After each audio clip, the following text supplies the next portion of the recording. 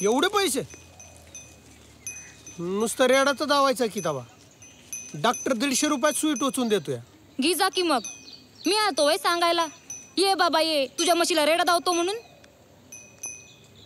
बघा की तेवढं होत आहे का?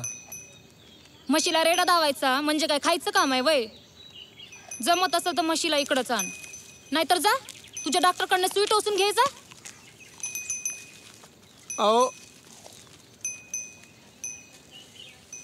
काय करू?